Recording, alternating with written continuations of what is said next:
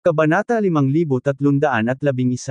Ang bagay na ito ay mukhang may mga pandaraya, Xiao Chenzi, tayo na.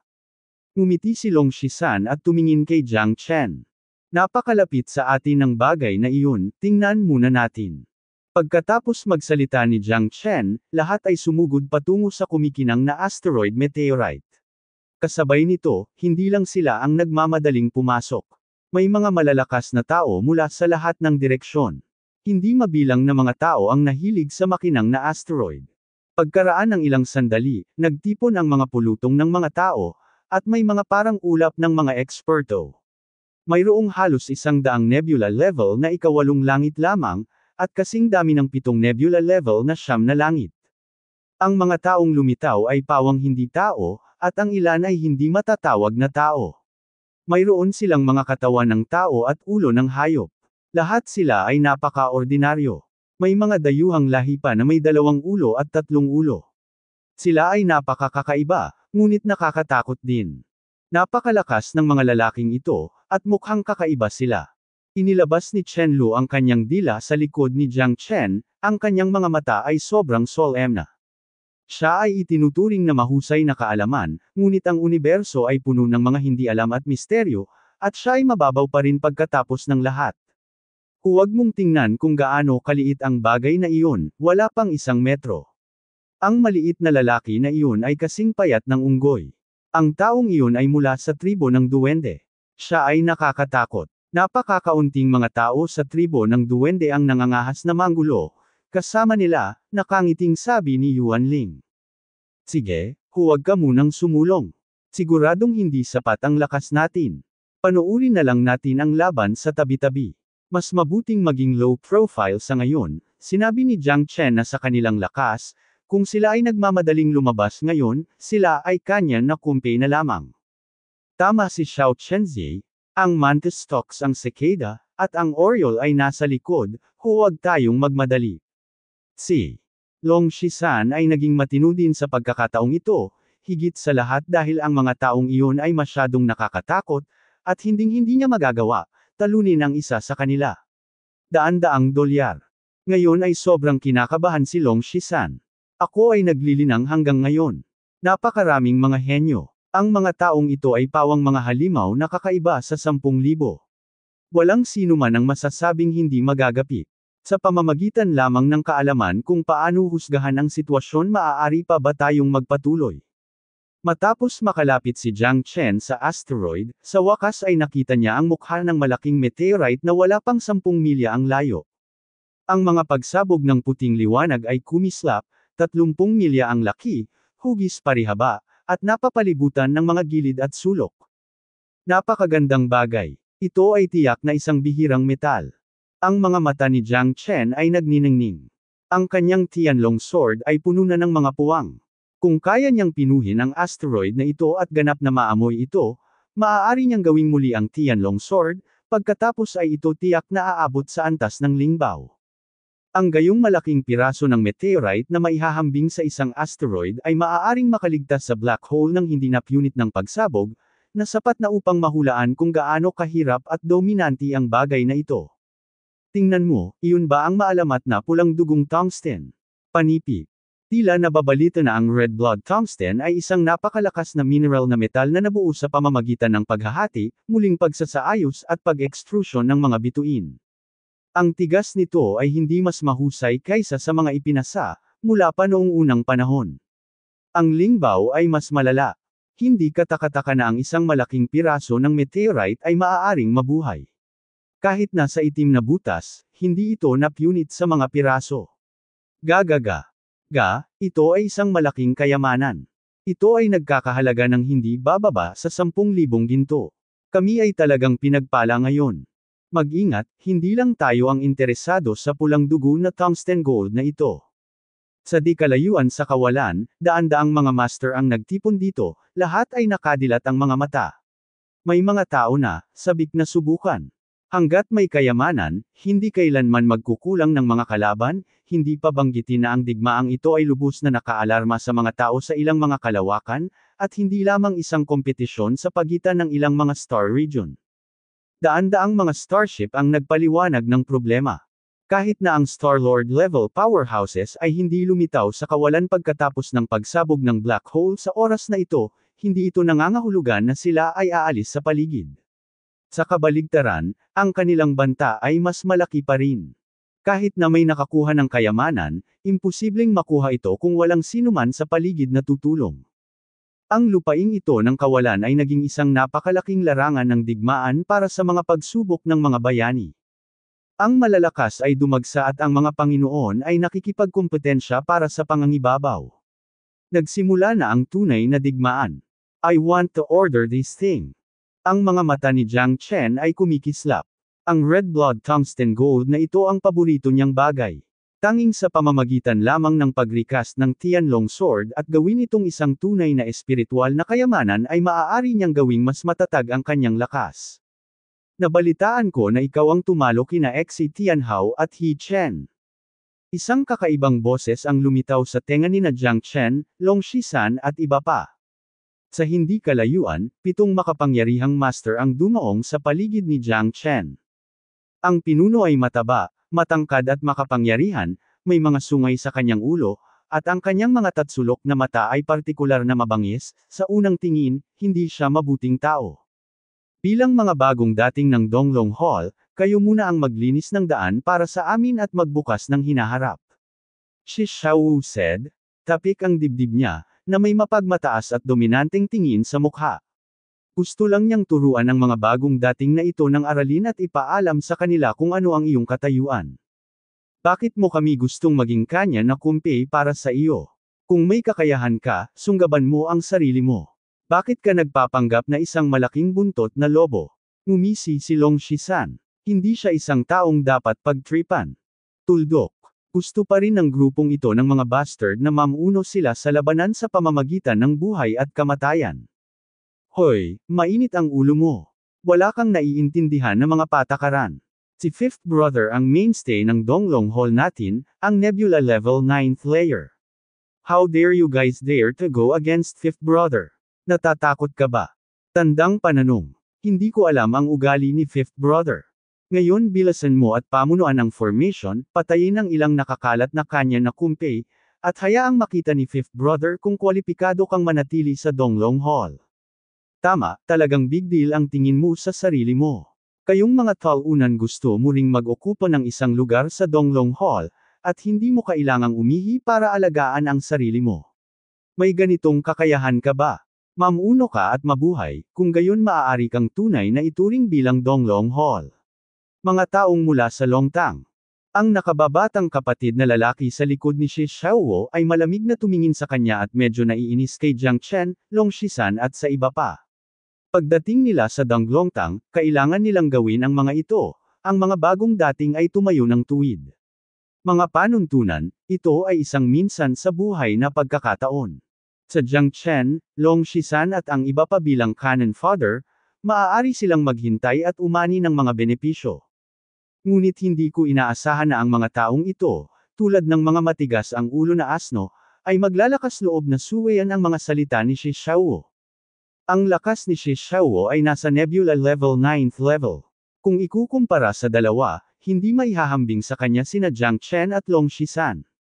Karangalan mong maging pioneer para sa akin, kahit na hindi mo kailangang uminom ng alak bilang parusa. Talagang iniisip mo ang pagiging duwag. Ako, Donglongtang, ay hinding-hindi gugustuhing duwag ka. Shi Xiaowu snorted coldly. Tuldok. Dahil napakatapang mo, lilinisin ko ang bahay ngayon at pagkatapos ay kukunin ang kayamanan. Malamig at agresibo ang mga mata ni Shi Xiaowo. Sa oras na ito, pinalibutan ng lahat sina Jiang Chen at Long Shisan. Ang hindi inaasahan ni Jiang Chen ay ang kalaban ay mahuhuli ng kanyang sariling mga tao bago sila kumilos.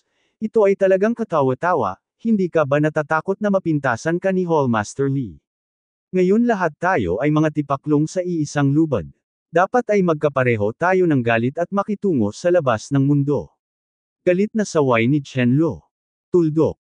Tipaklong sa isang lubad. Wow, hahaha, sobra mo talagang pinupuri ang iyong sarili. Sa unang pagsali mo sa aming Donglong Hall, dapat alam mo ang ilang mga patakaran. Kung hindi ka magukit ng ilang katayuan para sa iyong sarili, pagkatapos ay mapahamak ka.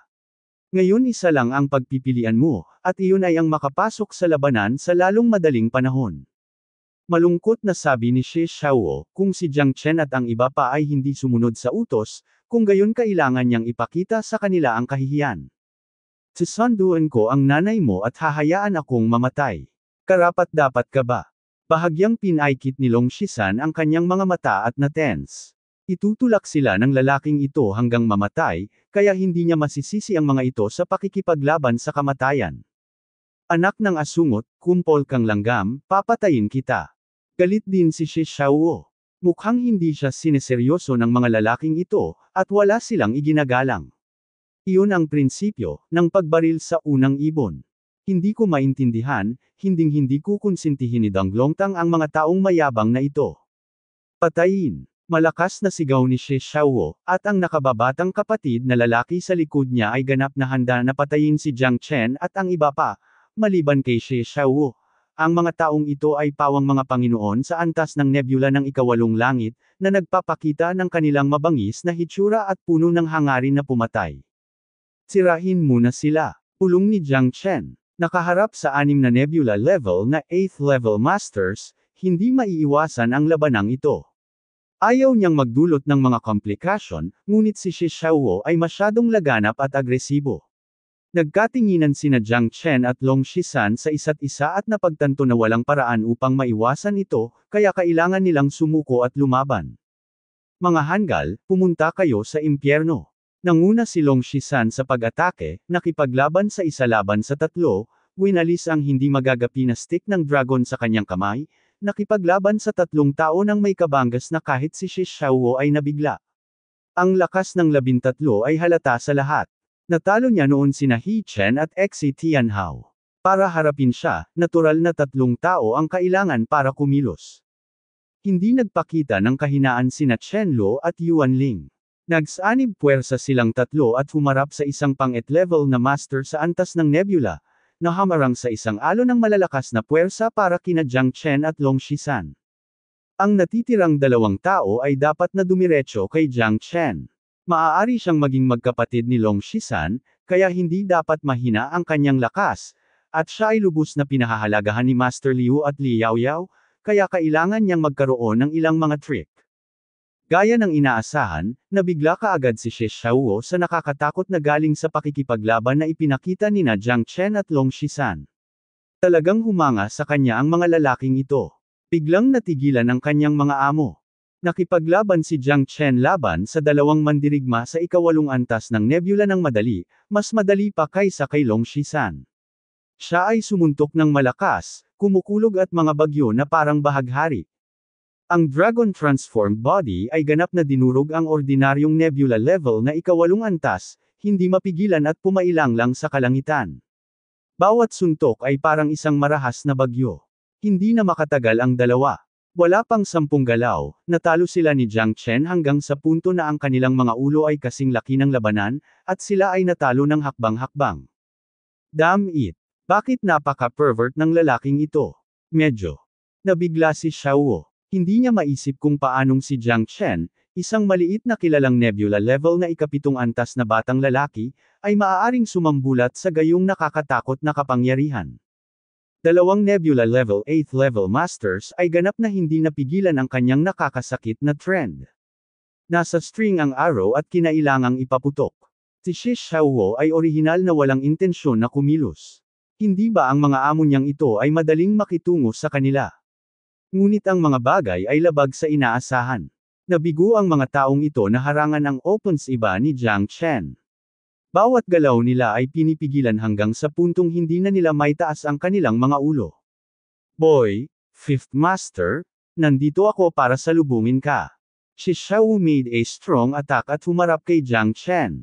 Nilabanan ni Long Shisan ang isa laban sa 3, at nagkaroon sila ng isang mahusay na laban. Ang mga taong ito ay ganap niyang sinupil. Gayunpaman, si Jiang Chen ay nakaharap kay Shi Xiaowo, isang nebula level na 9th layer. Sa labanang ito, mahirap sabihin kung sino ang mananalo. Negatibo. Ito rin ang unang pagkakataon para kay Jiang Chen na lumaban sa nebula level 9 heavens. Hindi ba mas malakas siya kaysa kay Chu Xiong noon? Gayunpaman, alam na alam ni Jiang Chen na ang isang nebula level na ikawalong antas na langit tulad ni Chu Xiong ay talagang kakaiba. Siya rin ang pinakamagaling sa mga henyo. Ang dalawang nebula level na ikawalong antas ng langit sa kanyang harapan ay ganap na naiiba sa kanya. Ang aura ni Shi Xiaowo ay mabangis, ang kanyang mga palad ay parang kidlat, kaya niyang tumawag ng hangin at ulan, at pinutol niya ang tuktok ng ulo ni Jiang Chen sa lakas ng isang malaking puwersa. Si Jiang Chen ay mukhang kaharap niya ang isang mabigat na kalaban, ang kanyang mga mata ay malamig, pinatumba niya ang dalawang tao sa isang hampas, at tinamaan ang Nine Tribulations Prisoner's Heavenly Finger. 7-star Finger. Ang isang daliri ay nagiging 7 bituin, at ang 7 bituin ay parang Big Dipper. Si Jiang Chen ay hindi tumingin sa gilid at hinampas ng buong lakas. Ang hindi niya inaasahan ay ang suntok na ito ay talagang nagpatamba kay Shi Xiaowo. Natigilan si Jiang Chen, nagulat ang kanyang mga mata, napakahina ba niya? Hindi rin makapaniwala si Shi Xiaowo. Ibang-iba ang sariling lakas ni Jiang Chen. Napaka-pervert ng lalaking ito. Bagamat siya ay nakalusot lamang sa Nebula Level 9th Heaven, at medyo pinaghihinalaang bilang isang pushover, hindi siya madudurog ng isang Nebula Level na ikapitong layer na batang lalaki, tama ba? Ngunit ito ang nangyari, at hindi makapaniwala si Shi Xiaowo. Halika muli. Nagliwanag ang mga mata ni Jiang Chen at tuwang-tuwa siya. Kung hindi niya ito bibigyan ng kulay, makaramdam siya ng matinding pangangati sa kanyang puso. Ang pinakamahalagang bagay ay hindi inaasahan ni Jiang Chen na ang lakas ni Shi Xiaowo ay ganap na hindi naaayon sa kanyang kaharian. Heavenly Thunder Absolute Territory. Thunder and Fire Heavenly Spirit. Nag-double-click si Jiang Chen gamit ang kulog at apoy, gumawa ng malakas na puwersa upang lumikha ng isang himala, at sumulong sa isang labanan. Fire Cloud Divine Palm. Kinagat ni Shi Xiaowo ang kanyang mga ngipin at hinampas ng buong lakas. Ang palad ng kanyang kamay ay napuno ng apoy. Ngunit ang opens iba ni Jiang Chen ay napakalakas pa rin sa huli. Shi Xiaowo ay labis na natakot kaya natakot siya hanggang sa mamatay. Ang suntok ni Jiang Chen ay naging dahilan upang siya ay magkaroon ng ulo na kasing laki ng laban at siya ay umatras sa pagkatalo. Ikalimang kapatid. Mag-ingat, fifth brother. Lahat ay mukhang nabigla at umungal kay Shi Xiaowo, ngunit sa oras na ito, huli na ang lahat. Shi Xiaowo ay direktang napaatras, muntik nang tumakas sa kamatayan, at ang dugo ay lumipad kung saan-saan. May kawalan ng pag-asa at takot sa kanyang mga mata. 6 na nebula level na 8th level masters ang sumugod upang iligtas sina Jiang Chen at Shi Xiaowo. Kamay na nakakakuha ng bituin. Ang lakas ni Jiang Chen ay napakalakas na kaya niyang abutin ang langit gamit ang isang kamay at sumayaw sa langit gamit ang isang palad. Pumunta ka sa impyerno. Matalas ang mga mata ni Jiang Chen at determinado siyang pumatay. Sa isang palad, 6 na nebula level na ikawalong antas na langit ang nadoroj lahat hanggang sa mamatay ng mga kamay na pumipili ng bituin. Dumudugo ang kanyang mga butas at ang kanyang mukha ay mapatla. Nang magpanik si Shi Xiaowo, nanginginig siya, tumalikod at tumakbo palayo. Saan pupunta? Hinabol siya ni Long Shisan at tinamaan ng kahoy, diretsyong tumusok sa katawan ni Shi Xiaowo. Ang panganay kong kapatid, hinding-hindi, pababayaan ka. Shi Xiaowo mukhang desperado at diretsyong bumagsak. Nagkibit balikat si Long Shisan, mukhang inosente. Natamba siya bago pa man ako gumawa ng anumang puwersa. Hindi inaasahan ni Long Shisan o Jiang Chen na napakahina ni Shi Xiaowo. Masyadong mahina ang pundasyon niya, at hindi magkatugma ang kanyang lakas at kaharian. Kung ikukumpara sa 6 na antas ng nebula na ito, ang ikawalong antas na mga master ay bahagyang mas malakas. Gayunpaman, napakahusay ni Shi Xiaowo sa pagpapakitang gilas, kaya hinarap ni na Jiang Chen at Long Shisan ang lahat ng uri ng kawalang kasiyahan at hindi man lang siya binigyan ng anumang mukha. Sa labanang ito, lahat ng 7 tao ay namatay. Bilisan mo, ang mga taong ito ay karapat-dapat na mamatay. Gusto pa rin naming makita ang pulang dugong tungsten doon. Mabilis na sabi ni Jiang Chen, na sinulyapan ang katawan ni Shi Xiaowo na may malamig na mga mata, puno ng kawalang interes. Tumango si Long Shisan, at muling sumulong ang lahat. Sa pagkakataong ito, parami ng parami ang makapangyarihang tao sa meteorite. Ang pulang dugong tungsten gold ay umaakit ng maraming tao upang ipaglaban ito. Nagsimula na ang digmaan, at walang makakaalis dito. Kung gusto mo ang kayamanan, maaari mo lamang ipagpatuloy ang pagpatay at pagpatay sa huling kalaban. Daan-daang mga master ang nakikibahagi sa isang uhaw sa dugo na labanan sa larangan ng digmaan na ito. Kung sino ang tumawa hanggang sa wakas ay siyang magiging panghuling panalo. Lumapit ka sa akin, Lola, patayin mo sila. Ako ang magpapasya sa higanteng meteorite na ito. Panipi. Kuwak. Sa tingin mo ba ikaw lang ang may gusto nito? Kakayahan. Harangin mo ako. Kung sino man ang mamatay. Walang makakapigil sa akin sa pagkuha ng red blood tungsten gold. Patayin mo ako. Panipi. Moro-moro, akin ang red blood tungsten gold, moro-moro. Panipi. Hoy, ako ang ultimate nagwagi. Walang sino man sa inyo ang maaaring magtangkang kunin ang aking kayamanan. Ang malalakas ay nagtipon-tipon, ang mga bayani ay nagsama-sama. Lalong tumitindi ang labanan. Bawat master ay may malaking lakas, ngunit sa mga malalakas ay may isang malakas. Walang sino man ang pinakamahusay sa panitikan at walang sino man sa martial arts. Sa huli, may mga taong matatalo, may mananalo, may mahuhulog, at may ipagmamalaki sa mundo. Si Jiang Chen, Long Shisan at iba pa ay hindi nagmamadaling kumilos, ngunit nanood mula sa malayo. Ang labanan sa meteorite ay naging mas matindi at kapanapanabik. Napakahusay ng mga taong ito. Xiao Chenzi, medyo nangangati na ako ngayon. Naghahanda na si Long Shisan. Ngunit sa oras na ito alam din niya na kung sino ang unang pumutok ay magiging target ng pag-atake ng lahat. Sa pamamagitan lamang ng pagiging mahinahon, maaari ba nating panatilihin ang ating lakas at patatagin ang sitwasyon? Hindi ka na maiinip ngayon. Hindi ka makakain ng mainit na tokwa sa pagmamadali. Maghintay ng kaunti. Hindi na natin makikita ang lakas ng mga taong ito. Lahat sila ay mga Panginoon mula sa buong mundo. Hindi simple ang kanilang lakas, kaya hindi natin ito basta-basta. Ngumiti si Jiang Chen. Tumawa. Ibang-iba ang lakas ng mga taong ito. Kung ikukumpara kay Shi Xiaowo at sa iba pa, hindi mahina ang mga taong ito. Sabi ni Chen Lu na may malalim na pagsang-ayon. Napakaraming tunay na malalakas na tao ang nagsama-sama. Kailan pa sila nakakita ng ganoong pagtitipon? Ilan ang malalakas na lalaki? Ngayon ay tila ang kakilakilabot ng walang hanggang mundong ito ay higit pa riyan. Kahit na ang mga eksperto sa antas ng Xingjun ay hindi makapasok sa lupaing ito ng kawalan, mayroong hindi mabilang na mga master sa huling antas ng nebula. Ang kumpiyansa na mayroon sila noon ay maaaring hindi kalmado gaya ng dati sa oras na ito.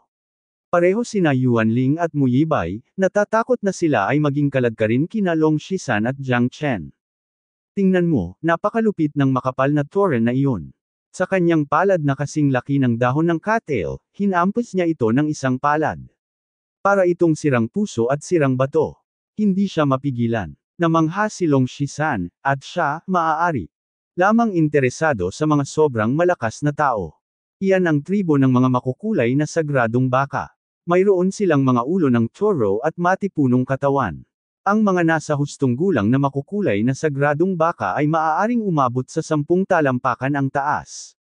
Ang mga mahiwagang lahi na ito ay hindi maihahambing sa mga ordinaryong tao. Likas silang mas makapangyarihan kaysa sa lahi ng tao. Yuan mataimtim na. Sinabi ni Ling kay Sed, siya rin ay mahusay na nagbabasa at may alam tungkol sa walang hanggang mundo. At ang mantis na iyon na may 6 na pakpak sa likod nito, ang mga pakpak nito ay parang mga kutsilyo, at ito ay hindi isang lampara na matipid sa gasolina. Ang mga taong ito ay lahat matalino at may kakayahan, at sila ay puno ng kumpiyansa sa panahon ng labanan. Ang mga masters ng Nebula Nahijitan na ngayon ang ika-9 na layer mayroong higit sa 10 tao. Ang iilang ito ay hindi katulad ni Shi Xiaowo at ng kanyang mga kauri. Sila ay mas mahusay kaysa sa kanya, at maaari nilang harapin ang ilang nebula magaling ang ika-8 antas na mga master, ngunit sa mga nebula level na pang-9 na antas na mga master, hindi sigurado si Long Shisan na sinuman sa kanila ang makakatalo sa kalaban.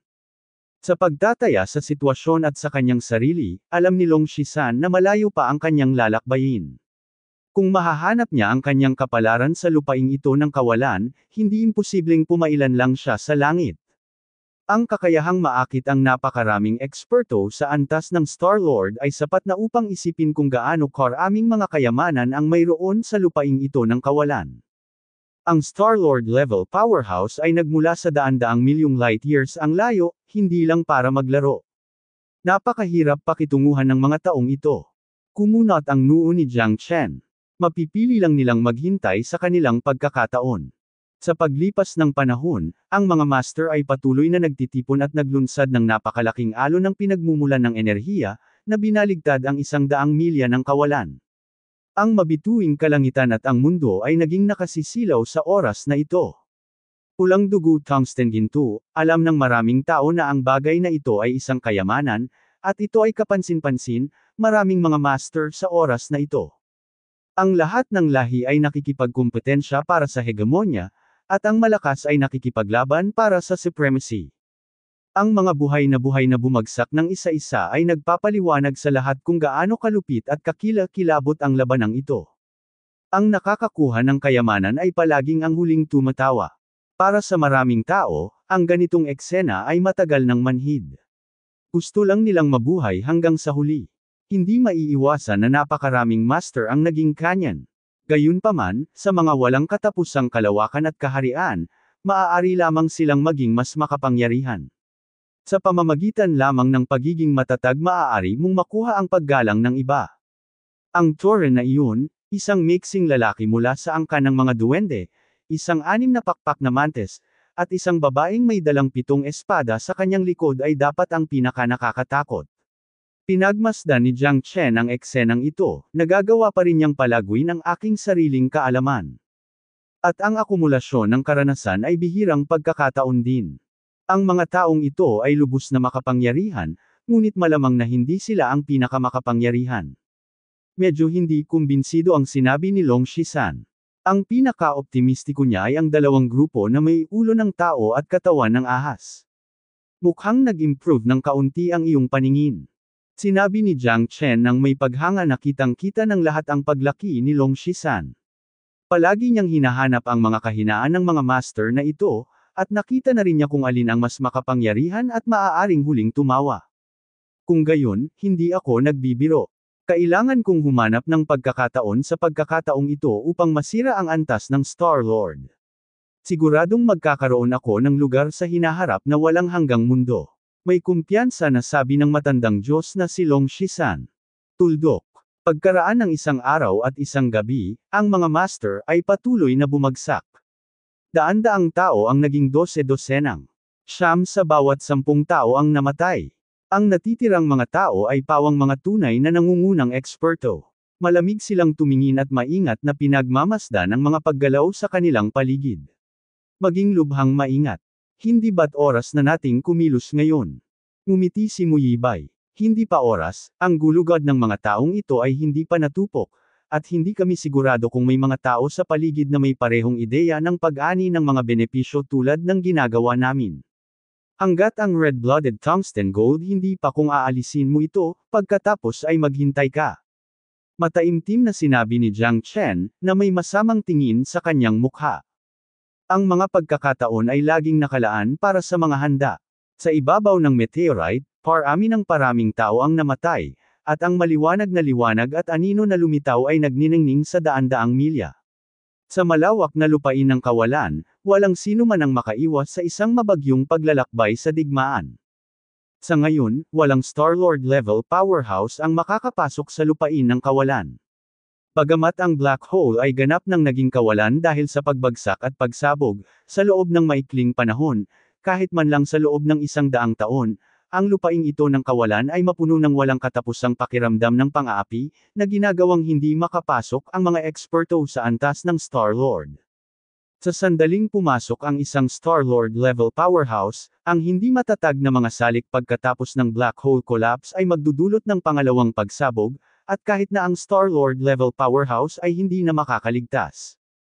Hindi ito nakakaalarma na usapan, ngunit may pamarisan, kaya ang Star-Lord level powerhouses ay maaari lamang magbantay sa kanilang mga disipulo at apo ng matapat sa paligid, umaasa na makikita nila ang tunay na espiritual na kayamanan na ipinasa mula sa henerasyon hanggang sa henerasyon. Sino ang makakalaban sa akin? Hahaha. Kumalat ang dagandong na tunog ng 10 milya ang layo. Sa itaas ng mabituing kalangitan, puno ng pulang ilaw ang mukha ni Torren at malakas ang kanyang momentum. Ang lakas din ng ninth layer na Antas Nebula ay napakabangis din. Sa ilalim ng kanyang pamumuno sa ilalim nito, parami ng parami ang nahulog sa isang pool ng dugo, at ang mga Panginoon ng Tribong Torren ay naging mas matapang habang sila ay lumaban.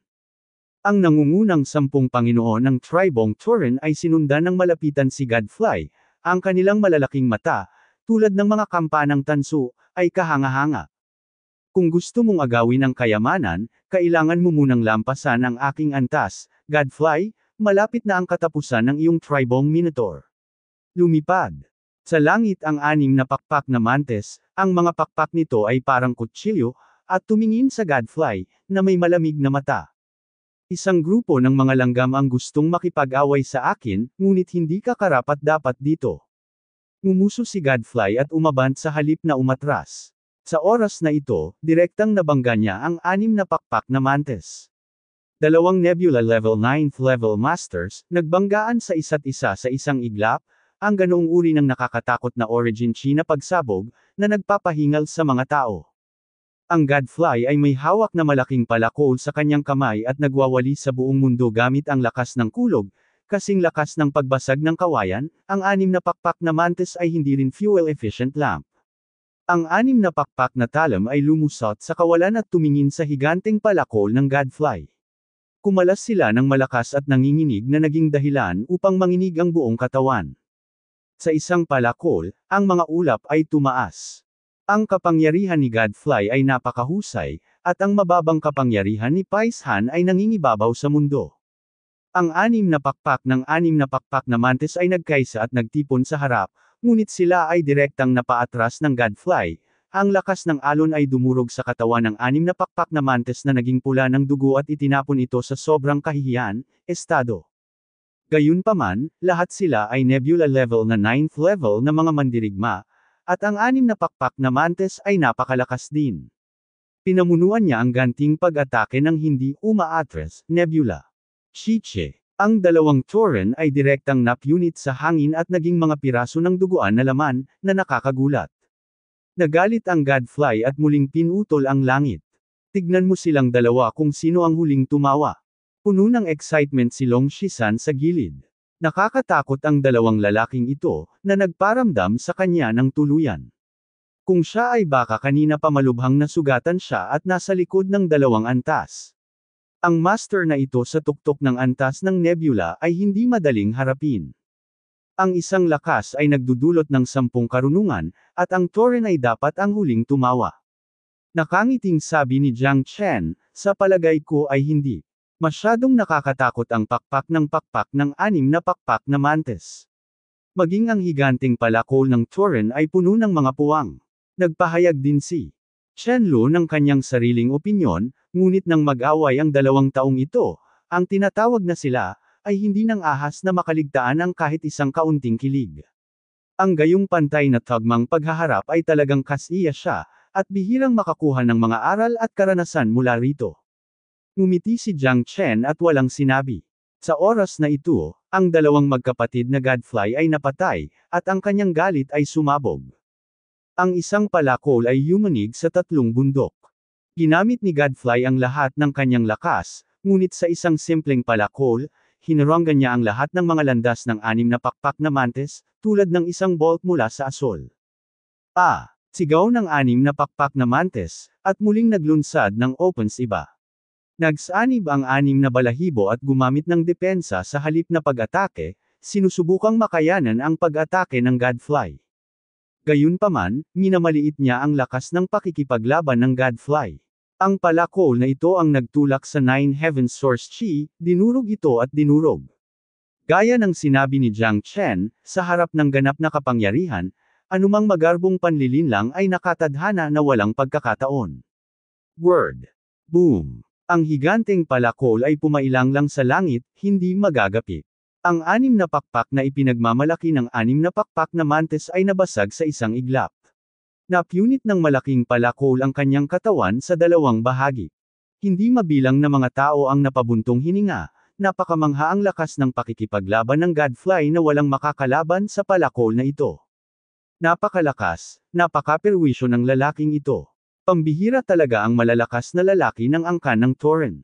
Tama, akala ko ang 6 na pakpak na mantis ang huling tatawa, ngunit napakabata pa niya. Panipi. Hindi ganoon. Ang Minotaur na ito ay parang Diyos na bumababa sa lupa, at hindi niya ito matiis, sa lahat. Panipi. Patay na talaga ang 6 na pakpak na mantis na ito. Nakakadismaya. Panipi. Maraming tao ang hindi makapaniwala. Ang palakol na ito ay talagang nagkaroon ng groundbreaking effect. Ang moral ng angkan ng Niuto ay nasa tuktok nito. Ang mga tao, sa ilalim ng six-winged mantis ay patuloy na umaatres. Sa ilalim ng epekto ng Niuto clan, sila ay ganap na natalo, parami ng parami ang mga tao ang napatay ng Niuto clan, at namatay ng walang libingan. Patayin mo ako, huwag mag-iwan ng sinuman. Hahaha, panipi. Ang Godfly ay sumugod sa pormasayo ng kalaban, at higit sa 100 mabangis na mantis, na ganap na walang kapangyarihan upang makalaban, ay tumawid sa kanila. Hindi rin maisip ang kakayahan sa pagtugis ng angkan ng Niuto, masasabing 1,000 milya ang layo nito.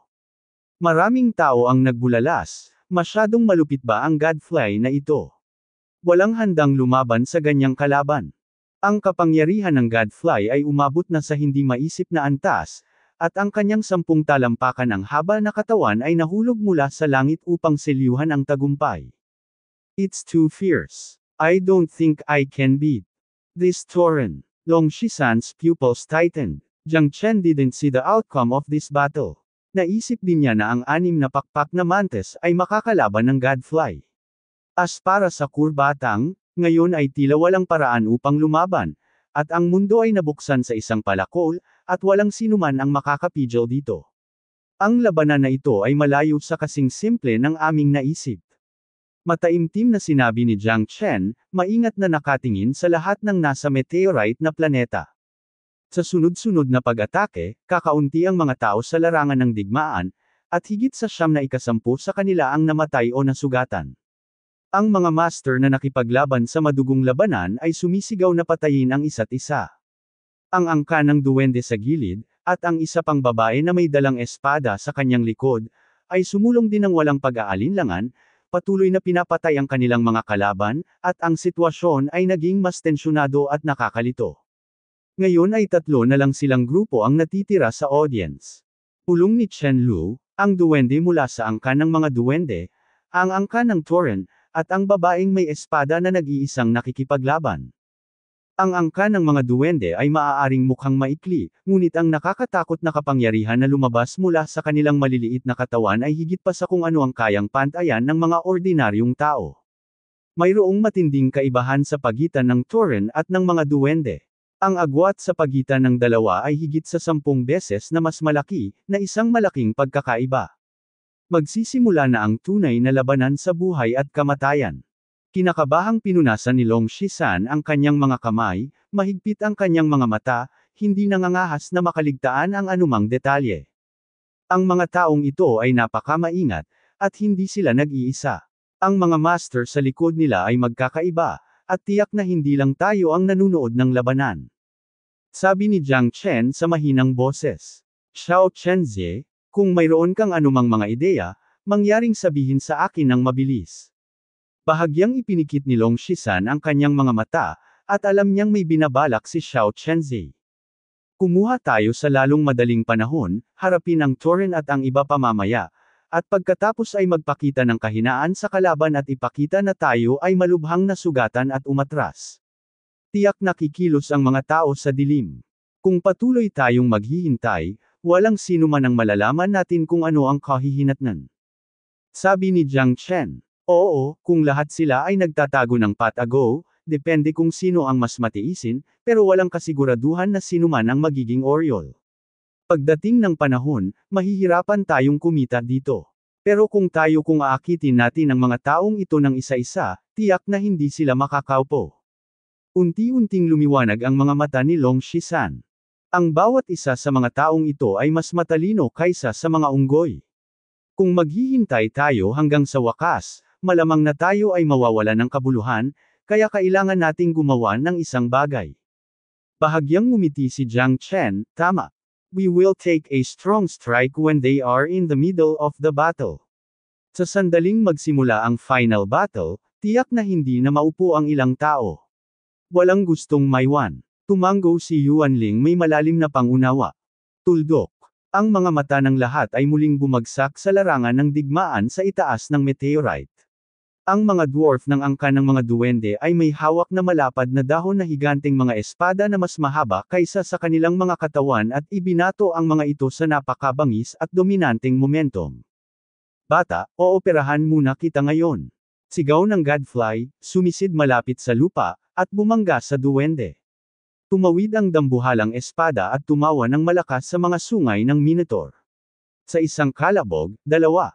Umatras ang lahat, ngunit walang nag-iisip na ang gayong manipis na dwarf ay maaaring sumabog sa isang hindi pa nagagawang pag-atake na kahit ang Tauren ay hindi nang ahas gamitin ang kanilang talas. Good boy, that's interesting. Nakangiting sabi ni Gadfly, at nanatiling mabigat ang paghinga sa pamamagitan ng malaki niyang butas ng ilong. Hindi talaga madali ang maliit na duwende na ito, at talagang nagawa niyang makipaglaban sa kanya ng pabalik-balik. Anong silbi nito? Tinitignan mo lang si Tauren pero hindi naman ginagamit. Nakangiting sabi ng duwende na si Steven. Medyo nakakatawa ang itsura ng higanteng espada sa kamay niya, pero walang nang ahas na maliitin ang lalaking ito. His-his ang lakas ay nakilala na ng lahat nang lumaban siya sa Minotaur kanina lang. Ang pagiging makaligtas hanggang sa wakas, ang lakas ng mga duwende ay kitang-kita sa lahat. Ikaw lang ang walang silbi. Buong pamilya mo walang silbi. Little dwarf, tatapakan ko kayong lahat hanggang mamatay ngayon. Galit na sigaw ni Gadfly na halatang galit na galit sa duwende na nasa harapan niya. Silang dalawa sa pagkakaiba ng higit sa 10 beses ang laki, ang mga duwende ay halatang mas mahina kaysa sa mga bullhead. Gusto ng Gadfly na patayin silang lahat upang masiyahan ang kanyang puot. Halika, halika na, kaming mga duwende ay matagal nang naghihintay at naiinip na. Minotaurs, malapit na ang iyong kamatayan. Ngumiti si Steven ng masama, at muling bumangon ang higanteng espada, tumawid sa siyam na langit. Isang kumpol ng mga langgam, dudurugin ko kayong lahat. Ang tinig ng Tauren ay yumanig sa kalangitan, at nakipag-away siya sa mga amo ng mga duwende nang walang pag-aalinlangan. Dapat sabihin na ang lakas ng dwarf leader na si Steven ay nakakatakot. Sa pagharap sa sunod-sunod na mga kaso ng buhay at kamatayan ng Gadfly, maaari pa rin siyang manatiling kalmado at mamasyal. Ang higanteng espada ay walang tigil sa paglalaslas sa katawan ng Minotaur, na pumutol ng sunod-sunod na mga kidlat at kidlat. Ang paghaharap sa pagitan ng dalawang tao ay isa ring totoong pasabog na eksena. Ang karayom ay nakatutok sa trigo, at walang sinuman ang umatras. Ito ay napakakapana-panabik at nagpakulo ng dugo ng mga tao. Matindi rin ang laban ng mga duwende at Tauren, ngunit hindi sila makaatake ng mahabang panahon. Tunay ngang mas mabangis ang mga dwarf masters. Tila maliit ang bawat hakbang ng pag-atake, ngunit maingat sila sa bawat hakbang. Makikita na ang mga dwarf masters, lahat ay bihasa. Kill. Ang singil ni Steven ay pumukaw sa sigla ng mga duwende, at ang Tauren ay patuloy na umaatres, hindi niya maisip na ang munting duwende na ito ay napakabangis. Bullshit. Roar. Lumipad ang Gadfly gamit ang 4 na paa at sumugod kay Steven. Sa sobrang lakas, tumakbo ito ng laganap at nagngangalit sa bullfighting bull. Azumo sword. Sumimangot din si Steven, at ang mabigat na espada ay tumira sa langit, humarap sa Gadfly. Boom! Boom! Boom! Ang momentum ng sunod-sunod na espada ay tumawid sa langit at napunit ang mabituing kalangitan. Ang Gadfly ay hinihingal sa galit at nanginginig ang lahat. Siya ay pinalo pabalik-balik, ngunit ang kanyang katawan ay sapat na malakas.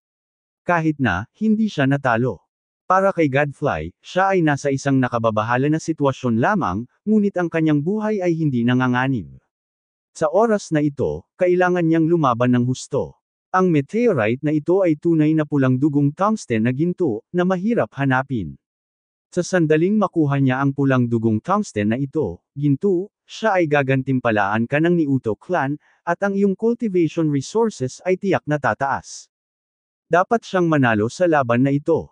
Ginamit ng Godfly ang matatalas na sungay bilang magic weapon, at patuloy na nabangga ang dambuhalang espada ng duwende, na nagpamanhid sa anit, ngunit hindi niya ibinaba ang kanyang mga kilay. Sa oras na ito, biglang napagtanto ni Steven na may isa pang nakaupo sa bundok na nanunood ng labanan ng tigre at tigre, iyon ay, ang babaeng may ilang espada sa likod. Ang kanyang malamig na mga mata ay kasing lamig, ang kanyang kagandahan ay parang isang diwata, ang kanyang anyo ay kaakit-akit, at ang kanyang aura ay nangingibabaw.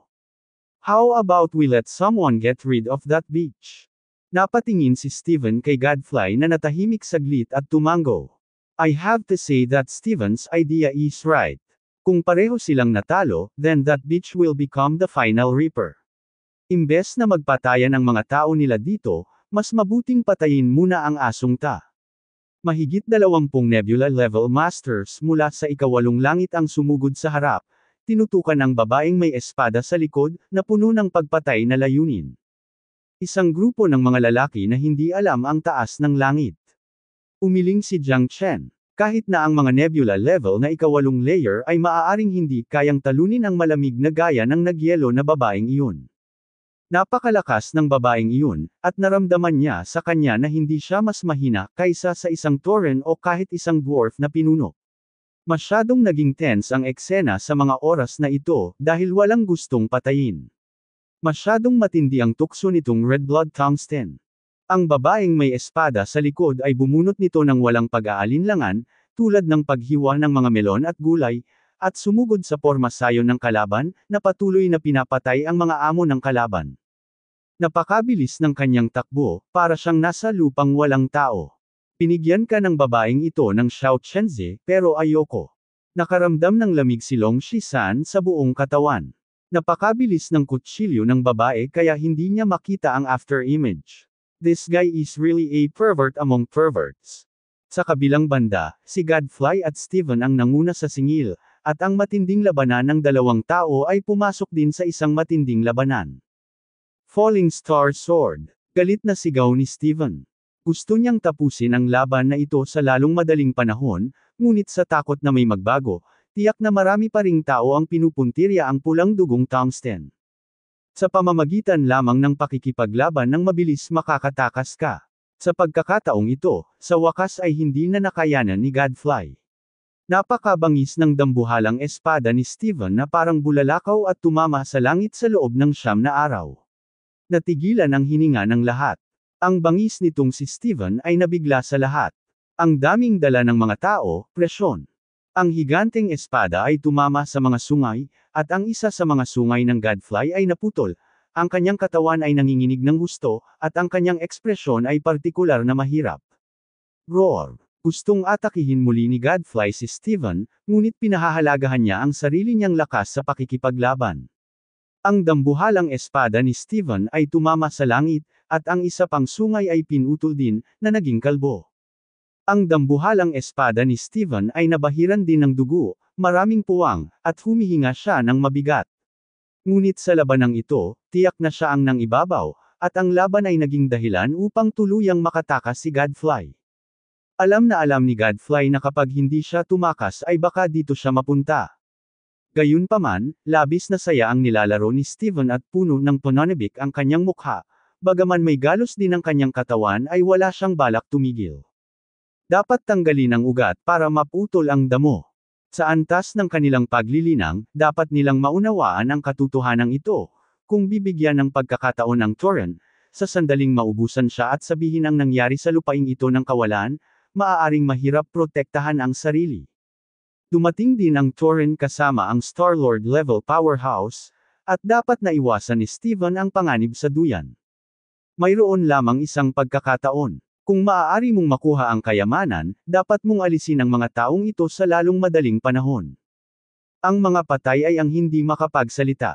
Mabangis na pumutok si Steven at binasag gamit ang kanyang higanteng espada, paulit-ulit na umuungal ang Tauren, ngunit makakatakbo lamang siya para sa kanyang buhay. Panahon na para kumilos. Tumingin si Jiang Chen kay Long Shisan, sa wakas ay turn na nila para maglaro. Haharapin ko ang mga duwende, at haharapin mo ang Tauren. Walang problema, panipi. Huwag kang mag-alala. Ako, Mr. Monkey, ay hinding-hindi ka ipapahiya. Tiwalang sabi ni Long Shisan. Ayokong pumatay ka ng tao para ipakita sa iyong kaaway na mahina ka at hindi mo siya kayang talunin, para magpanggap kang patay na. Nakangiting sambat ni Jiang Chen. Naiintindihan ko. Walang tiyag ang iwinagayway ni Long Shisan ang kanyang kamay. Umupo ka lang at maghintay ng pagkakataon. Maging huling oryol. Tumingin si Jiang Chen kay Chen Lu at sa iba pa, na tumango. Sina Jiang Chen at Long Shisan ang unang sumalakay. Sila, ang Peking Oriole, ay dapat gumawa ng isang matapang na galaw. Ito ay isang magandang paraan upang magpakita. Matandang scalper, nandito ako para sa iyo Monkey Lord, kunin mo ang aking tungkod. Malakas na sigaw ni Long Shisan, hawak ang dragon stick sa kanyang kamay, at sumugod patungo sa Godfly. Natigilan si Godfly, halos mamatay na ako, wala kang martial ethics. Napakalakas ng Dragon Reverse Stick ni Long Shisan. Sa sandaling ito ay nabasag, ang Godfly ay medyo nahihilo, ngunit nang makita niya na si Long Shisan ay isang nebula level na ikapitong antas na mandirigma, bigla siyang naging masigla at kaya niyang hawakan ang kabayo, hindi ba isang matapat na tao ang pananakot na ito? Pakiramdam ko talaga ay binubuli ako ng aso. Kahit na ang isang lalaki mula sa ikapitong antas ng nebula ay naglakas loob na saktan ang ulo ko. Big deal ba ito? Agad na sumabog ang galit ni Godfly. Kahit na ako ay patayin ng isang master ng mga duwende, handa akong gawin ito. Kahit na ang mga clown na tulad mo ay lumalabas upang ipakita.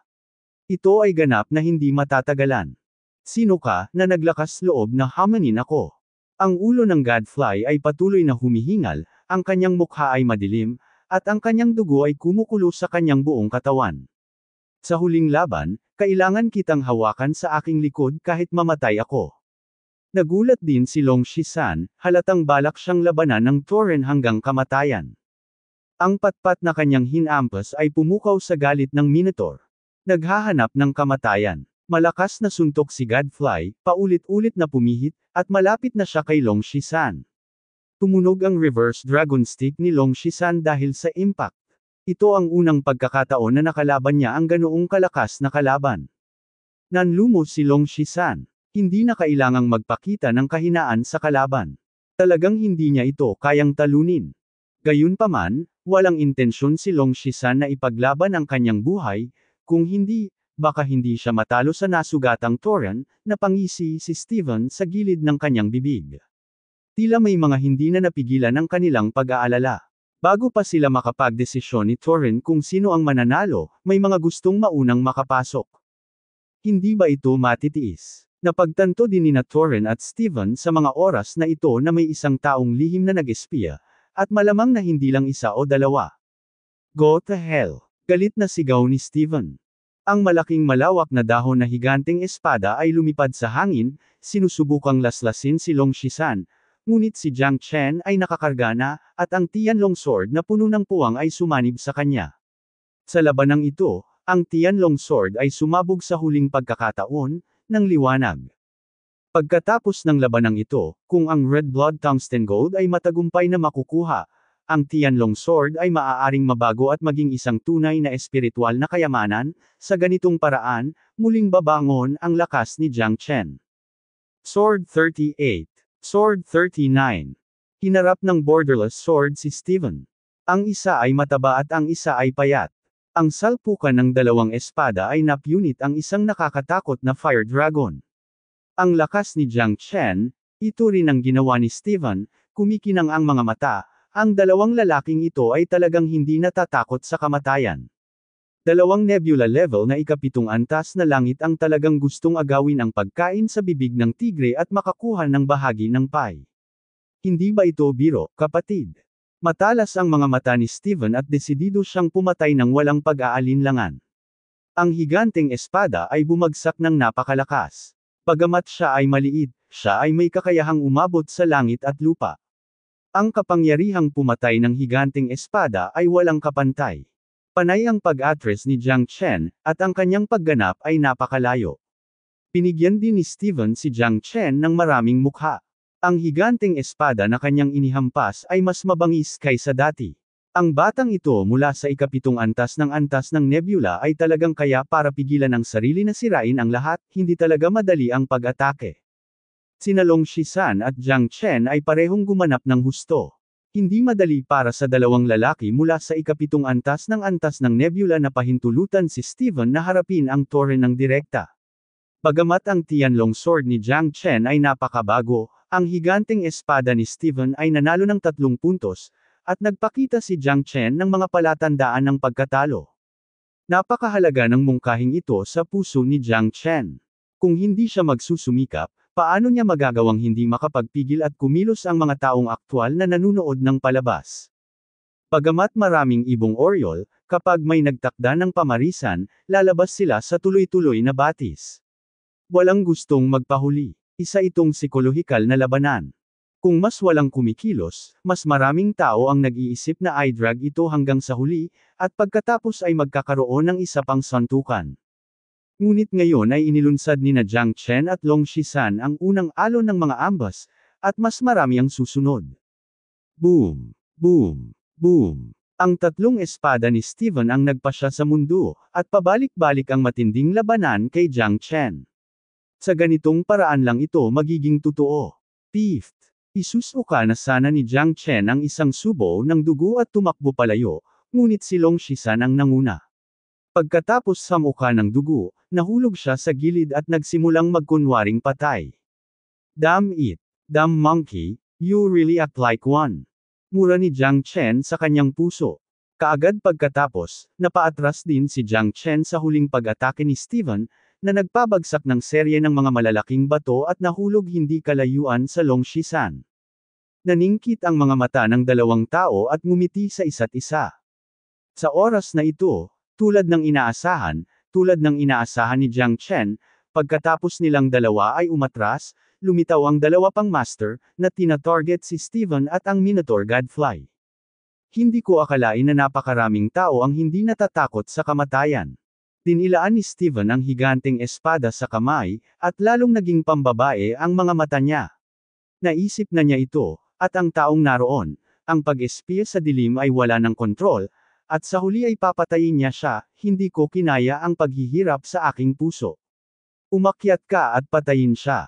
Ako ang magpapasya sa pulang dugong tungsten na ginto, kwek-kwek. Walang makakapigil sa aking mga hakbang, bakwak. Mahigit 100 figure ang lumabas sa ere, sumugod sa meteorite.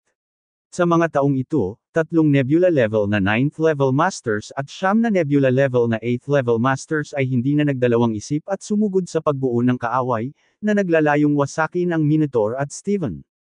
Bagamat isang dwarf si Steven, ang kanyang lakas ay lubhang nakakatakot, kaya siya ay naging target ng lahat at na-snipe ng maraming mga master. Magsisimula na ang palabas. Tumawa si Long Shisan, nakahiga sa bato at nagkunwaring patay, nakaupo sa bundok at pinapanood ang labanan ng tigre. Gaya ng inaasahan, ang kanilang paraan ng pagpukaw ng payo ay naging dahilan upang hindi mapigilan ng maraming tao ang kanilang pananabik at sunod-sunod na kumilos. Gayunpaman, si Steven at ang Minotaur ay pawang walang kibo at nasa isang nakababahalang sitwasyon. Napakaraming langgam ang papatay sa elepante, hindi pa banggitin na napakaraming Panginoon ang napupuot kay Steven. Ang napakaraming kakayahan ng dwarf ay nagpapahiya sa malalaking tulad nila. Don't be too happy yet. These guys are all very shrewd. Let's see who can have the last laugh. Pinanood ni Jiang Chen ang eksenang ito nang hindi kumikislap ang mga mata. Hindi lang siya natututo mula sa karanasan, ngunit na-recharge din ang kanyang enerhiya. Ang mga taong ito ay hindi madaling guluhin kapag nakikipagkumpetensya sila para sa hegemonya. Hayaan silang magpatayan, akitin ang ahas palabas sa butas nito. Tapos na. Kitang-kita sa lahat ang lakas ni Steven. Kahit na matagal nang lumaban sa Torrent, maganda pa rin ang combat power niya. Sunod-sunod na humarap sa mga masters, nagagawa pa rin niyang maglakad-lakad. Naramdaman ni Jiang Chen ang maliit na duwende na ito nang lumaban siya, kasama niya kanina. Ang sumisikat na kapangyarihan sa katawan niya, parang ngayon lang nailabas ang combat power niya. Ang pagkatalo ng Torrent ay hindi inaasahan. Ang galing ni Steven sa pakikipaglaban ay walang kapantay. Kaya niyang labanan ng 2 nebula level 9th level masters ng mag-isa, pati na rin ang ilang pang-8 antas na masters. Siya ay matatag pa rin tulad ng isang bato. Nagngangalit din ang mga Tauren. Masyado silang maagang kumilos at sobrang tiwala sa sarili nilang lakas. Matindi silang nakipaglaban sa maraming tao, na lalong nagpahirap sa kanilang sitwasyon, at nahihirapan sila sa bawat hakbang. Kawawa naman minsan ang lakas ng tao. Bagamat napakalakas ni Steven, napakaperwisyo rin niya kapag hindi niya kayang panindigan ang panunupil ng amo ng kalaban. Sa huli, siya lang ang hindi makakapagpaikot at makapatay ng lahat. Ang mga dwarf na lalaki ni Steven ay nasalikop din sa babaeng may dalang espada sa kanyang likod, at sila ay lumaban ng matindi. Kinagat ni Steven ang kanyang mga ngipin at patuloy na nilalaslas ang God-killing sword. Ilang mga Diyos sa ika-8 antas ng Nebula ang sunod-sunod na nalipol. Hindi kalabisan na sabihin na sila ay nabasag sa pulp sa ilalim ng higanteng espada. Madyugo at marahas ang mga eksena, at lahat ay nasa mataas na espiritu. Kung ikaw ay pabaya kahit kaunti, maaari kang maging isang patay na kaluluwa sa ilalim ng espada ni Steven. Ang pagtatago ng pagiging clumsiness ng isang tao ay hindi isang bagay na magagawa ng lahat. Ang mga ideya ni Jiang Chen at Long Shisan ay nagbigay din sa kanila ng huling halakhak. Ngayon si Steven at ang mga oryol na ito ay nararamdaman na nilang pareho na natatalo. Ang Tauren ay nagngangalit, hindi na kasing tapang ng dati, ngunit pinanatili pa rin nila ang dignidad ng angkan ng Tauren, pinatumba ang lahat ng mga Panginoon sa harapan nila, na iniwan sila ng isang makitid na pagtakas. Medyo namamanhid din ang mga braso ni Steven, at maraming puwang sa dambuhalang espada, ang kanyang espada ay may pakiramdam na ng martir sa kanyang katandaan. Nagpatuloy si Steven sa pag-inom ng mga Pildores, ngunit mabilis pa ring bumababa ang kanyang lakas sa pakikipaglaban. Halatang imposibleng mapanatili ang kanyang orihinal na peak state. Isa-isang nahulog ang mga master, at ang meteorite ay natatakpan ng mga dagwang bangkay.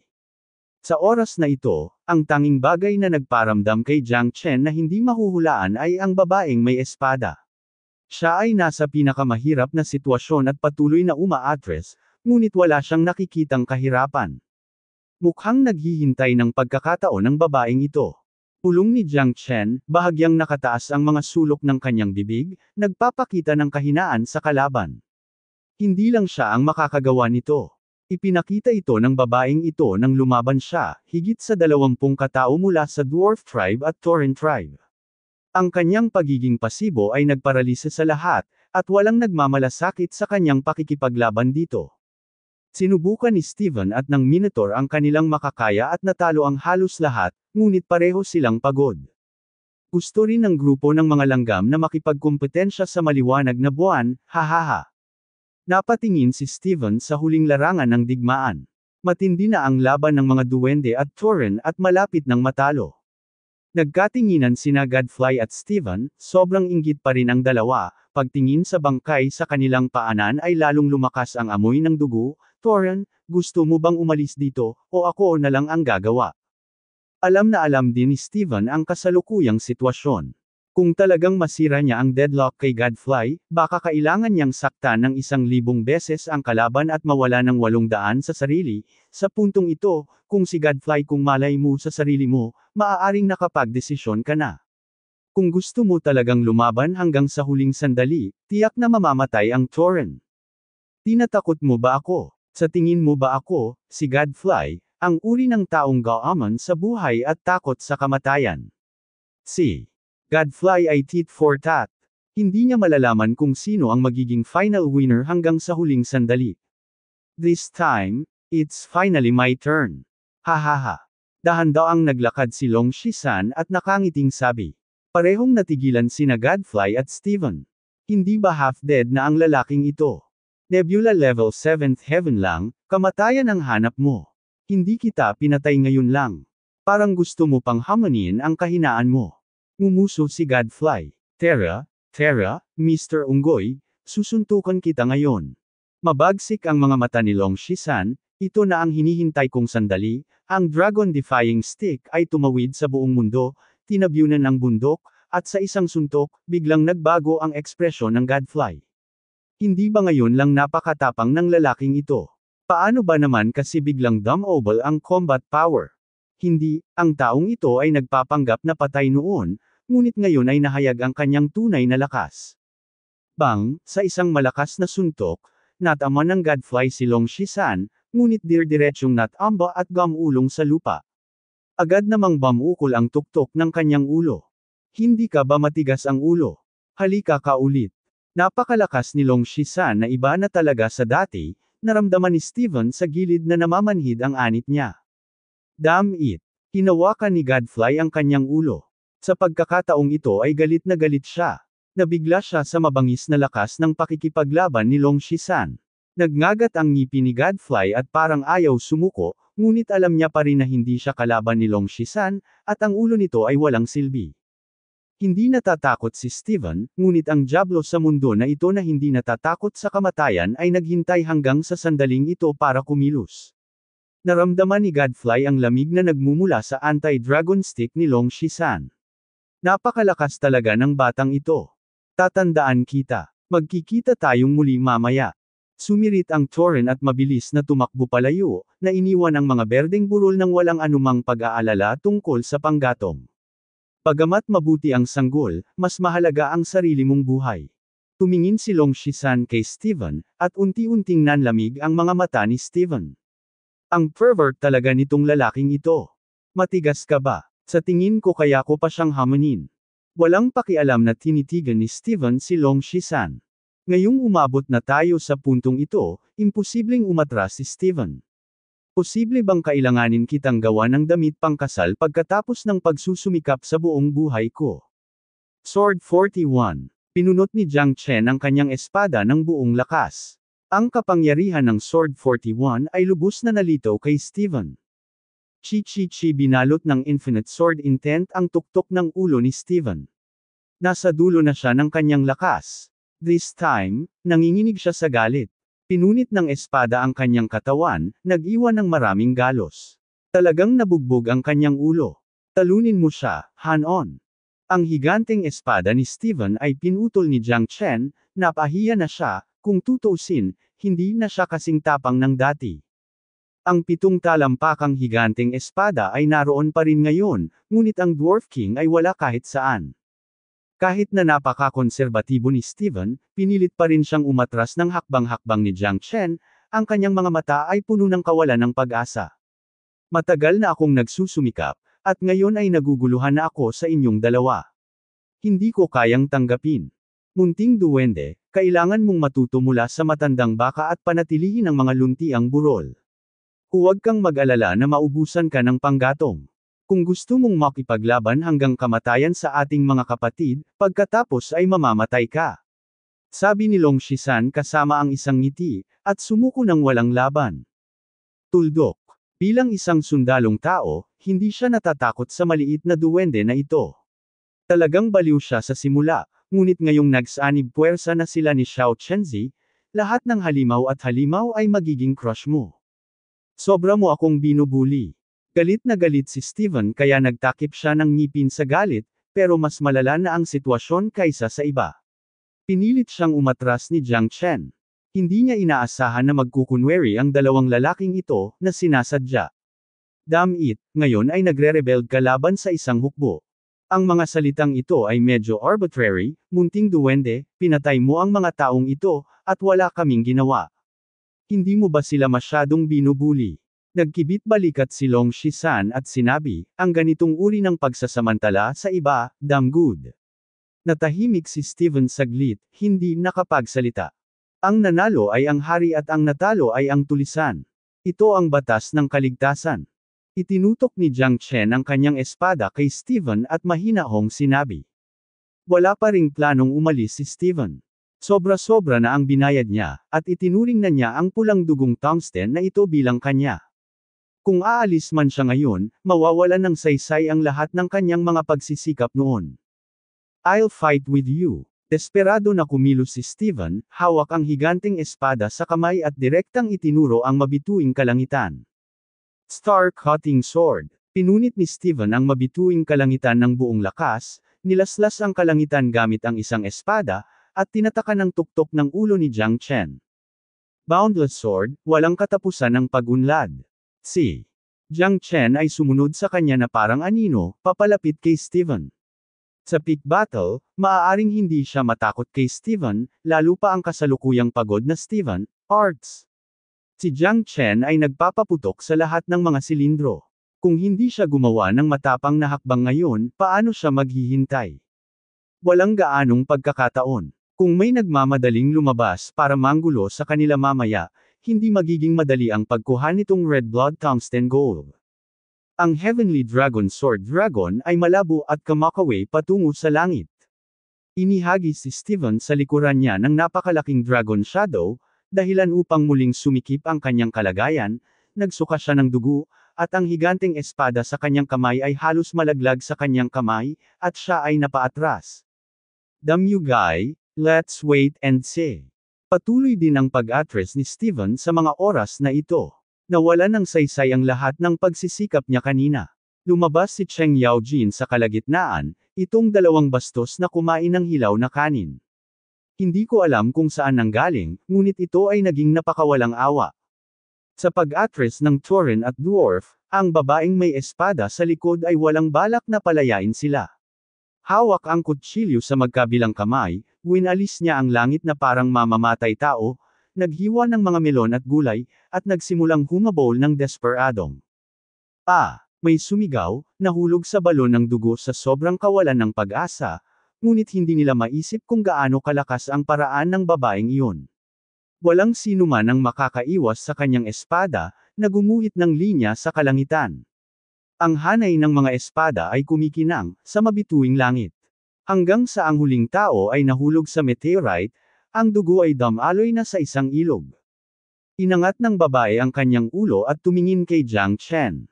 Masyado kang matibay, at kung gusto mo pa ring paglaruan ang isang mantis na humahampas sa isang cicada at isang oriole sa likod nito, talagang may kakayahan ka. Napakalamig ng boses ng babae. Ito ang unang pagkakataon na Jiang nakita siya ni Chen na nagsalita. Kitang-kita ni Jiang Chen kung gaano katalas at dominante ang kanyang talam. Ang babaeng ito ay palaging nagbibigay ng matinding pagkabigla kay Jiang Chen. Kumpara kina Steven at Godfly, hindi siya mahina, ngunit alam niya kung paano itago ang kanyang kakulaitan at ang kanyang sarili. Sa oras na ito, kapag ang lahat ay bumagsak, sa wakas ay tumayo siya upang maging huling Oriole. Mukhang hindi ka rin masama. Kung kaya mong patayin pareho ang Tauren at ang mga duwende, siguradong pinaghandaan mo ito. Napatingin si Long Shisan kay Jiang Chen. Nakakatakot ang babaeng ito. Umalis ka na, kaya kitang buhayin. Hinawakan ni Hua Qingzi ang dalawang espada sa kanyang mga kamay, matalas ang kanyang mga mata. Hindi niya nais na labanan ang 2 taong ito hanggang sa huli.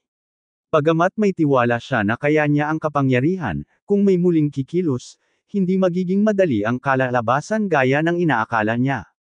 Kung talagang may laban hanggang kamatayan, ang kanyang mga pagkakataong manalo ay tinatayang humigit kumulang 70%, ngunit ayaw ni Hua Qingzi na ganap na talunin pagkatapos ng labanang ito. Pagkatapos ng lahat, ang lupaing ito ng kawalan ay higit pa sa kayamanan na ito. Hindi masasabing mali ang diskarte ni Godfly at Steven. Ang pag-iingat ng lakas sa pag-asang makabalik ang tunay na paraan para mabuhay. Ganyan ka ba ka-confident na kaya mong talunin tayong dalawa?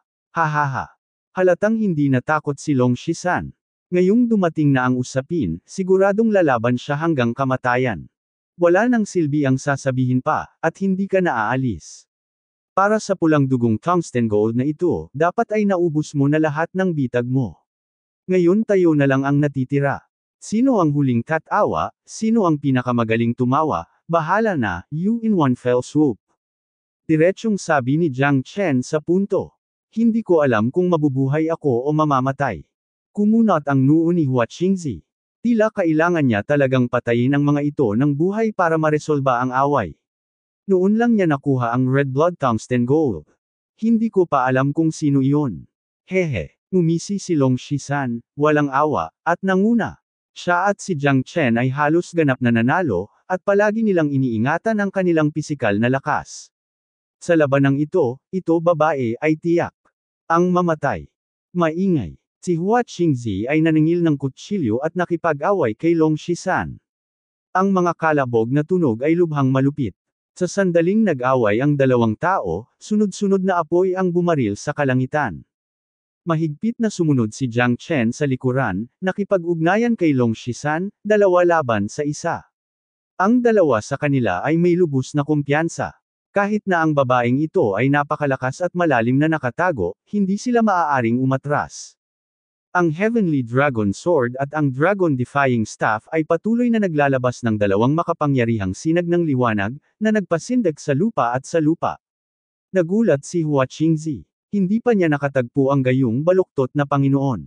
Sina Jiang Chen at Long Shisan ay parehong nabubuhay sa malayo kanilang lakas. Ang mga ordinaryong nebula level na ika-8 layer ay maaari lamang maging malupit, ngunit ang dalawang taong ito ay talagang pambihira sa kapangyarihang labanan. Ngayon sa wakas ay natanto ni Hua Qingzi ang kanyang krisis. Kahit na sa kanyang kasagsagan, maaaring hindi niya magagarantiyahan ang tagumpay laban sa dalawang tao.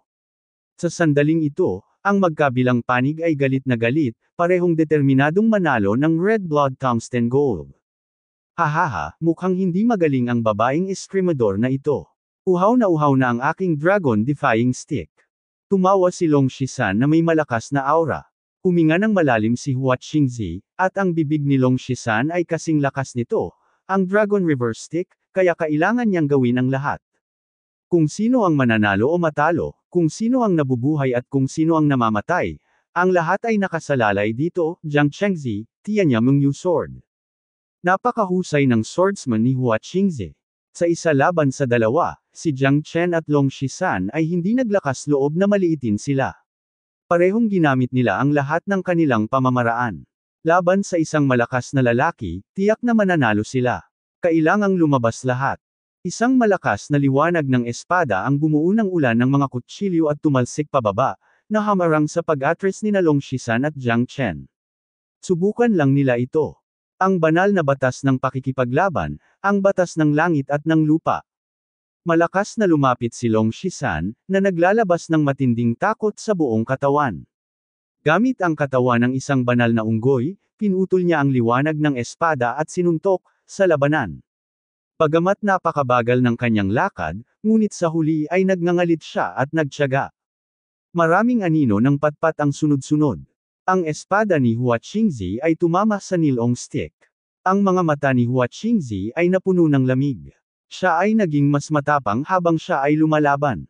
Kung tutuusin, siya ay isang master ng Nebula Level 9th layer kahit na matapos ang napakaraming laban, ngayon ay nagpapanatili pa rin ng napakataas na pamantayan.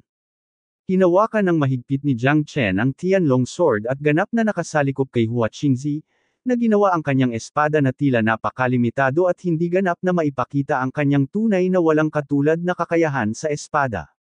Dahil dito, naging mas kalmado si Jiang Chen. Hindi nila maabot ang lakas ni Hua Qingzi, kaya kinailangan nilang pigilan siya sa oras na ito.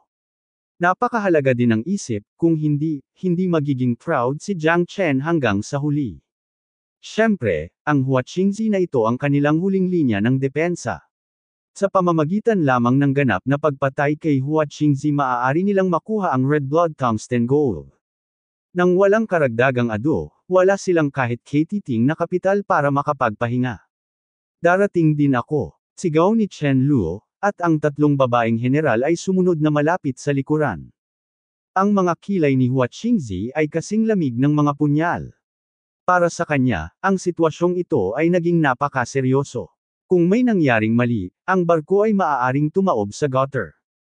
Bodhisattva Barbarian, Meteor Butterfly Blade. Ang espada ni Hua Qingzi ay lumabas sa langit, at sa hindi inaasahang paraan ng paglipad ng mga ulap, pinilit niyang pabalaykan ang dating Chen Ke sa isang hampas. Si Long Shisan, Chen Lu at iba pa ay napaatras lahat, ngunit siya rin ang kabaligtaran na dugo ay bumulwak, at ang magandang mukha ay solemna. Fifth.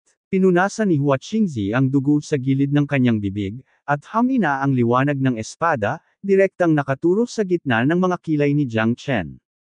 Ang tibak na walang hangganan, ang espada ay sumusunod sa puso. Ang tibak ni Jiang Chen na walang hangganan ay walang kapantay sa mundo. Maging si Hua Qingzi, isang eskrimador sa ilang na sinasabing bihira sa loob ng 10,000 taon, ay maaari lamang tumira ng hakbang-hakbang at sumuray-suray, Umatras. Medyo nagulat si Hua Qingzi at medyo ayaw. Kung ito ay isang pick battle, tiyak na hindi niya kalaban si Jiang Chen, ngunit ang agwat ng lakas sa pagitan ng dalawang tao ngayon ay medyo malaki. Una, ang lakas ng pakikipaglaban ni Jiang Chen ay hindi pangkaraniwan, at pangalawa, ang kanyang sariling lakas ay mababa. Ang borderless sword ni Jiang Chen ay partikular na nakasisilaw. Kahit si Hua Qingzi ay hindi kailanman naisip na ang isang tao ay maaaring magsanay ng swordsmanship sa ganoong antas. Nabigong manguna ang mga kasanayan sa espada ni Hua Qingzi. Nagalit si Hua Qingzi sa kahihiyan, kumislap ang kanyang magagandang mata, at umungol na parang kulog. Kung hindi mo ako kayang talunin, papagalitan ka. Parang ang galing mong ibon, kwek-kwek. Tumawa at sambat ni Long Shisan. Kinagat ni Hua Qingzi ang kanyang mga ngipin. Kinailangan niyang umatras. Ang mga nakakaalam sa kasalukuyang sitwasyon ay mga bayani. Tumakas ang gadfly. Kung magpumilit siya, baka siya ang maging pangalawang gadfly, mas masahol pa sa gadfly. Nalinlang si Hua Qingzi sa pagkakataong ito, ngunit maaari pa rin siyang bumalik, at hindi siya dapat lumubog dito. Ang mga nagwagi at natalong sundalo ay may mga hindi inaasahang pangyayari sa pamilya, ang pagdadala ng kahihiyan at kahihiyan ang unang prioridad. Ang puso ni Hua Qingzi ay nanlamig. Ang pulang dugong tungsten na ginto ay isang bukol lamang ng metal. Ito ay hindi isang tunay na espiritual na kayamanan na ipinamana mula sa henerasyon hanggang sa henerasyon. Hindi magiging kahihiyan para sa kanya na tumakas pansamantala. Patuloy na inilalahad ni Hua Qingzi ang kanyang sarili, at tiyak na magkakaroon ng mas mabuting espiritual na kayamanan na naghihintay sa kanya sa hinaharap. Maghintay tayo at tingnan, hindi pa tapos ang usapin ngayon. Pinutol ni Hua Qingzi ang kanyang espada ng patayo at paalang, umatras ng 3,000 milya, lumipad sa pagitan ng mga bituin, at nawala ng mas malalim sa kawalan. Little girl, you really think of yourself as the god of war, and you have to bow down under Xiao Chenzi's pomegranate skirt. Hehehehe. Tumingin si Long Shisan kay Jiang Chen at ngumiti. Ipinikit ni Jiang Chen ang kanyang mga mata, ngunit ang pagkabigla at pananibik sa kaibuturan ng kanyang puso sa oras na ito ay hindi maisip. Gamit ang red blood tungsten gold na ito, ang Tianlong sword ay tiyak na may hagis muli. Salamat sa iyo sa pagkakataong ito. Sabi ni Jiang Chen. Masyado kang magalang, gusto ko rin ng heirloom spirit treasure. Makakahanap ka sa akin ng heirloom spirit treasure mamaya para mabayaran si Mr. Monkey. Mahinahong sabi ni Old God Long Shisan. Ikaw lang ang mahinang bibig. Nakangiting sabi ni Muyibay. Sa biglaang pagbabago ng pananampalataya, inilagay ni Jiang Chen ang red blood tungsten gold meteorite sa Buddha Palace. Hindi angkop na manatili dito ng matagal. Kontaminado ito ng sobrang dami ng dugo at maraming patay. Kailangan pa nating umalis dito ng mabilis. Humanap ng ligtas na lugar. Pagkatapos magsalita ni Jiang Chen, tumingin siya. Sa Long Shisan, ang puso ng lahat ay nagkakaisa. Mabilis na lumalim, naghahanap ng masisilungan. Matapos maglakbay ng daan-daang milya, natuklasan ni Jiang Chen ang isang napaka-ordinaryong meteorite star, na mas malaki kaysa sa dating red blood tungsten gold meteorite. Ito na, sabi ni Jiang Chen sa malalim na boses. Pagkatapos tumira ang lahat, inihanda ni Jiang Chen ang lahat at sinimulang pinuhin ang Tianlong sword. Sinimulan ding protektahan ni Long Shisan at ng iba pa si Jiang Chen. Salamat sa iyong pagsusumikap. Pagkatapos sabihin iyon ni Jiang Chen, pumasok siya sa Futu Prison Palace at sinimulan ang gawain ng muling paghahagis ng Tianlong sword. Pagkaraan ng 3 araw, si Long Shisan, na orihinal na nagsasanay sa pagmumuni-muni, ay biglang nagmulat ng kanyang mga mata, natatakpan ng mga duguan na mga mata, at tumingin sa silangan. Si Ling Ji, siya talaga. Brother 13, anong nangyayari? Napatingin si Muyibay kay Long 13 na nagtataka. Seryoso ang mukha ni Long Shisan, at bigla siyang tumayo at tumingin sa silangan. Si Ling Ji ito, nasa panganib siya. Mataimtim na sabi ni Long Shisan. Kuya Long, bilasan mo na. Nandito na ako. Huwag kang mag-alala. Ipapaliwanag ko kay Kuya Jiang Chen ang buong kwento kapag nagising siya. Seryosong sabi ni Chen Luo. Ayaw niyang makitang hindi mapakali si Long Shisan dito. Sandali. Ate, pupunta na ako. Madiing. Tumango si Long Shisan. Sasama ako sa iyo. Sasama rin ako. Si Muyibay at Yuan Ling ay natural na hindi maaaring manatili. Kahit na buhay o kamatayan, dapat silang kasama ng kanilang mga tauhan. Sabay na tayo, nandito ako. Sabi ni Chen Lu. Kinuha ni Long Shisan sina Yuan Ling at Muyibay at naging 3 bulalakaw, na bumasag sa kawalan. Si Jiang Chen ay nasa Futu Prison Palace pa rin sa sandaling ito, nakatuon sa pagdadalisay ng Red Blood Tungsten Gold. Matapos magalit ng 5 Elements Divine Fire at iba pang iba't ibang apoy mula sa langit at lupa, Brother 13, anong nangyayari? Napatingin si Muyibay kay Long 13 na nagtataka. Seryoso ang mukha ni Long Shisan, at bigla siyang tumayo at tumingin sa silangan. Si Ling Ji ito, nasa panganib siya. Mataimtim na sabi ni Long Shisan. Kuya Long, bilasan mo na. Nandito na ako. Huwag kang mag-alala. Ipapaliwanag ko kay Kuya Jiang Chen ang buong kwento kapag nagising siya. Seryosong sabi ni Chen Lu. Ayaw niyang makitang hindi mapakali si Long Shisan dito, sandali. Ate, pupunta na ako. Madiing. Tumango si Long Shisan. Sasama ako sa iyo. Sasama rin ako. Si Muyibay at Yuan Ling ay natural na hindi maaaring manatili. Kahit na buhay o kamatayan, dapat silang kasama ng kanilang mga tauhan. Sabay na tayo, nandito ako. Sabi ni Chen Lu. Kinuha ni Long Shisan sina Yuan Ling at Muyibay at naging 3 bulalakaw, na bumasag sa kawalan. Si Jiang Chen ay nasa Futu Prison Palace pa rin sa sandaling ito, nakatuon sa pagdadalisay ng Red Blood Tungsten Gold. Sa tempering ng 5 Elements Divine Fire at iba pang maraming iba't ibang apoy mula sa langit at lupa.